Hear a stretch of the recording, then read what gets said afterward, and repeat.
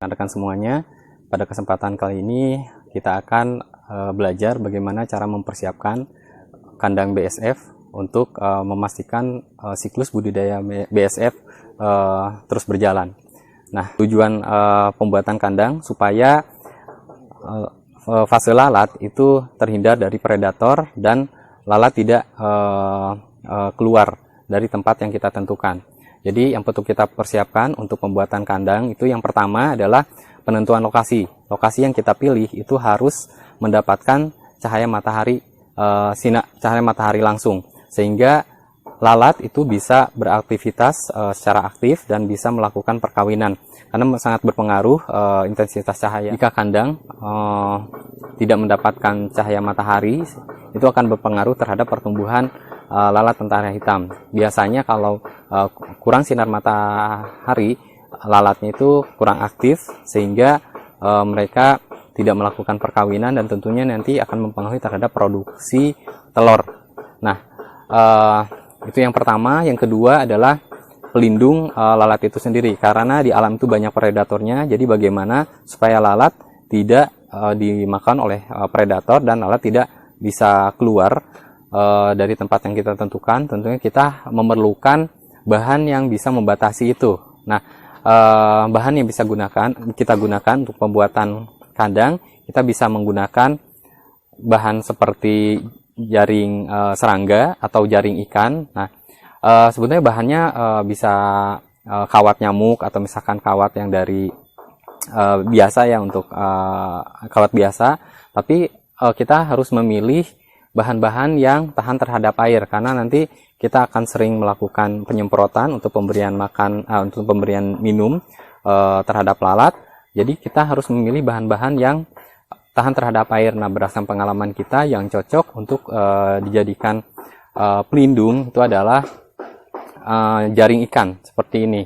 Ini kalau beli di toko-toko ya, ada berbagai jenis ya, masing-masing harganya biasanya beda-beda juga. Nah, ini contoh kandang yang kita buat ini, itu ukurannya sekitar 2x2 dan bentuk pintu untuk masuknya itu seperti ini. Jadi pakai resleting ya.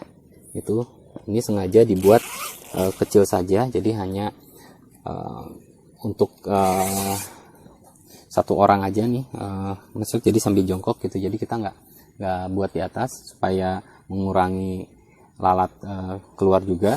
Nah, seperti ini ya. Nah, oke. Kandang yang kita sudah jahit terlebih dahulu, terus kita gantungkan. Jadi istilahnya kandang gantung ya. Atau misalkan kita bisa dengan cara membuat tiang-tiang, terus kita jahit secara manual berdasarkan ukuran kandang yang sudah kita buat. Oke. Nah, itu dalam mempersiapkan kandang. Nah, selain itu juga ada komponen-komponen yang wajib kita persiapkan, terutama yang kita tempatkan di bagian dalam kandang. Itu yang pertama komponen ini ya,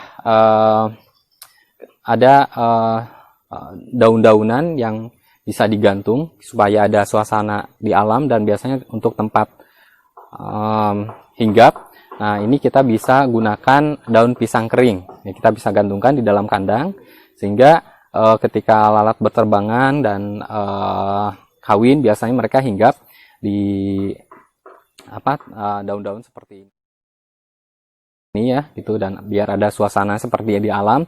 Serta ini bermanfaat juga ketika terlalu panas suhunya, atau misalkan sinar matahari terlalu panas, ini untuk tempat berteduh gitu. Nah, selanjutnya selain daun pisang, kita bisa menyimpan tanaman juga. Ini bisa berfungsi untuk membantu kelembaban dan tadi untuk tempat hinggap juga, tempat kawin juga itu.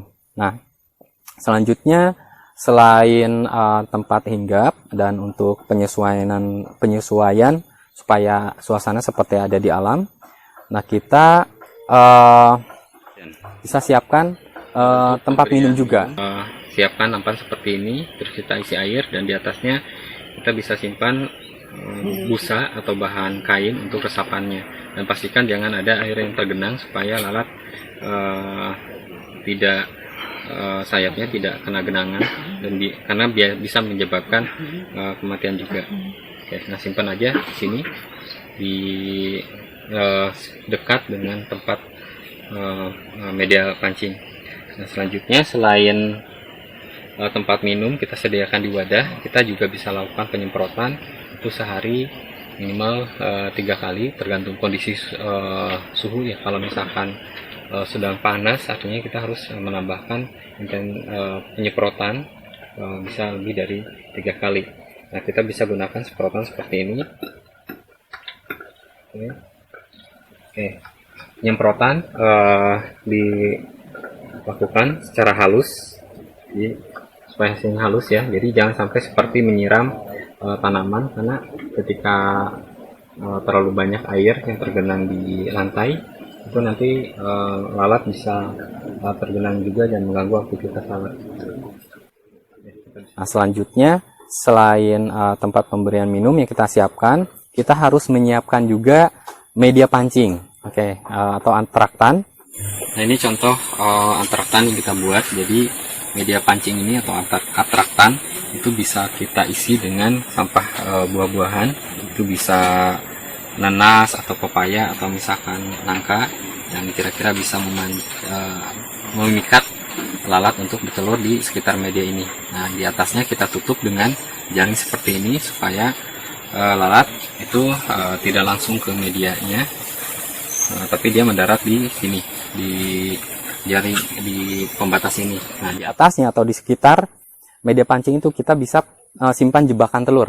Nah, jebakan telur ini tujuannya supaya si lalat betina itu menempatkan telurnya di jebakan yang sudah kita siapkan. Nah, jebakannya sendiri bisa terbuat dari tumpukan kayu yang celahnya itu sekitar 1 mili, atau misalkan bahannya bisa kita buat dari infraboard, atau misalkan dari potongan dus. Jadi misalkan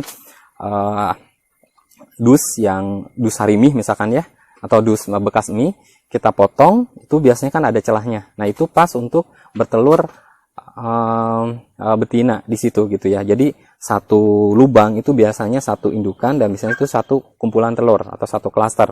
Siapkan ini misalkan dari tumpukan kayu ya. Nah, kita tinggal simpan di atasnya seperti ini. Jadi ketika lalat betina mencium adanya bau media ini, dia akan mendatangi ini dan dia akan bertelur di sekitar media ini. Nah, karena kita siapkan ini tumpukan kayu, maka mereka akan bertelur di celah-celah ini. Simpan seperti ini, dan kita perlu cek juga, misalkan sudah tidak menarik lagi media ini, kita harus menggantikan minimal 1 minggu sekali. Selanjutnya, selain tempat bertelur lalat dan media pancingnya, kita juga harus membuat 1 wadah tempat penyimpanan bibit. Nah, bibit untuk kandang biasanya itu berupa prepupa atau pupa. Nah, bibit yang kita simpan di wadah, misalkan di baskom ya, kita bisa masukkan ke wadah tadi, bisa berupa rak ya. Nah, ini seperti rak ini, jadi syaratnya untuk pembuatan rak tempat penyimpanan bibit itu harus teduh, jadi di matahari tidak mengenai langsung, karena lalat pertama kali menetas itu biasanya sayapnya belum sempurna sehingga dia belum bisa terbang. Nah, itu biasanya itu jadi santapan empuk ya untuk semut, sehingga si rak itu di kaki-kakinya itu bisa kita olesi dengan oli atau misalkan dengan kapur ajaib ya. Intinya bagaimana si lalat semut itu tidak bisa naik ke rak tersebut dan tidak memangsa lalat yang sudah menetas. Nah, itu biasanya kita lakukan di awal saja. Nah, karena kalau misalkan siklusnya udah berjalan, ada lalat yang mati, itu biasanya kan berjatuhan ke lantai ya, ke bagian bawah itu.